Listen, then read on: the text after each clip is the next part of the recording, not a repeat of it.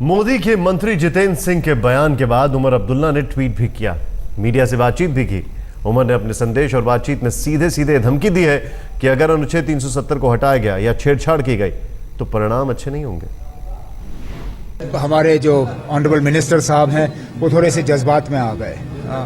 उनको शायद कभी लगा नहीं होगा कि वो ऐसे पोस्ट पे बैठे होंगे जहां पे प्राइम मिनिस्टर के दफ्तर में वो अब काम संभाले हुए हैं। शायद थोड़े से उनको अपने जज्बात पे कंट्रोल करना चाहिए था, लेकिन बहुत जल्दी उनको जो है सच्चाई का पता चला, जबकि उनको अपने बयान को वापस लेना पड़ा। लेकिन तब तक जो नुकसान उनको करना था उन्होंने नुकसान कर दिया। उन्होंने ये कहा कि बातचीत शुरू हो चुकी है। मैं जानना चाहता हूं किससे।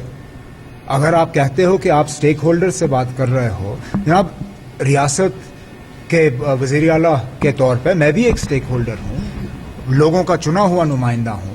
जरा मुझे बताइए ना, अब आपने मेरे पार्टी में तो किसी ने बात नहीं की आपसे।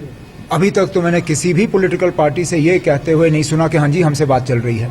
तो अगर आप कहते हो आपने स्टेक होल्डर से बात की, किससे बात की जरा बताइए। अभी थोड़ा ज्यादा जज्बात में आ गए और आपने काफी नहीं ना, बिल्कुल नहीं किया। नहीं ना, बिल्कुल नहीं। इसको इंप्लीमेंट किया गया, what will be the next step? हम थोड़े ना सारी बातें आपके सामने रखेंगे, जरा करके दिखाएं फिर देखें। ज्यादा जज्बात में नहीं आए, वैसे जज्बाती इसलिए ज्यादा भी है क्योंकि हार बहुत बुरी हुई थी। खैर, ये मामला अपने आप में इनके लिए एक इज्जत का सवाल है।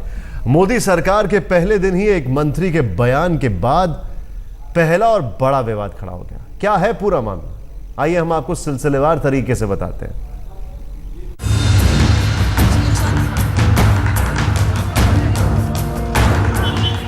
सभी जानते हैं कि जम्मू कश्मीर को विशेष राज्य का दर्जा देने वाले अनुच्छेद 370 का पूर्ण खात्मा बीजेपी का लक्ष्य रहा है। पार्टी अनुच्छेद 370 को गैर जरूरी समझती है। खुद नरेंद्र मोदी ने जम्मू में चुनावी रैली के दौरान अनुच्छेद 370 पर चर्चा करने की बात कही थी। जम्मू कश्मीर के नागरिकों के अधिकार के संदर्भ में कम से कम जम्मू कश्मीर में और पूरे हिंदुस्तान में क्या धारा 370 से यहां के सामान्य मानवी का भला हुआ है या नहीं हुआ है, इसकी चर्चा तो कम से कम करो। चर्चा तक करने को तैयार नहीं। जाहिर है मोदी के इसी इरादे को आगे बढ़ाते हुए मोदी सरकार के राज्य मंत्री जितेंद्र सिंह ने अनुच्छेद 370 की खूबियों और खामियों पर खुली बहस की वकालत की। लोगों को इस बारे में सहमत किया जाए और इस समस्या के समाधान के लिए लोकतांत्रिक नजरिया अपनाया जाए। देखिए, जहाँ तक अनुच्छेद 370 का प्रश्न है, हमारा ये विश्वास है कि इसके कारण प्रदेश जम्मू कश्मीर को लाभ कम और नुकसान ज़्यादा हुआ।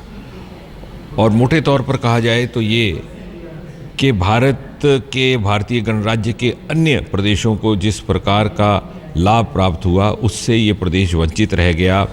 जितेंद्र सिंह की बातों को कैबिनेट मंत्री रविशंकर प्रसाद ने भी समर्थन दे दिया। We will take a call on that. The larger issue during campaign it has been raised, but once any particular issue of Article 370 is done, that honourable minister comes from Kashmir, then the government will take a structured view. Surely, why not? Jitendra Singh के बयान के तुरंत बाद तीखी प्रतिक्रिया शुरू हो गई। कश्मीर के दो सबसे बड़े नेताओं ने मोदी सरकार को घेरते हुए सख्त लहजे में चेतावनी दे दी। मेरी बात नोट कर लें और इस ट्वीट को सेव कर लें। जब मोदी सरकार भी भूली बिसरी बात हो जाएगी, तब भी या तो कश्मीर भारत का हिस्सा नहीं होगा या फिर अनुच्छेद 370 रहेगा। प्रधानमंत्री से आग्रह है कि वो अनुच्छेद 370 पर ऐसी आवाजों पर लगाम लगाएं। कांग्रेस ने मोदी सरकार पर हड़बड़ी में होने का आरोप लगाया है। If this kind of a trigger-happy reaction has come on only the second day of government, it is clear that consultation, discussion, and good decision-making is already a casualty.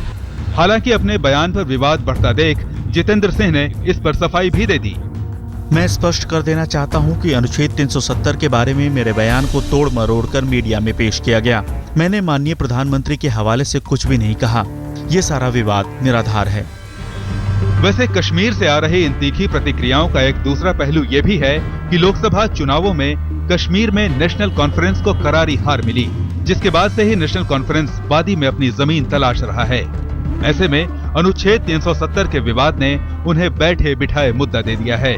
वहीं दूसरी तरफ मोदी सरकार के सामने भी इस मुद्दे को आगे ले जाने पर एक बड़ा सवालिया निशान लगा दिया है। आज तक ब्यूरो।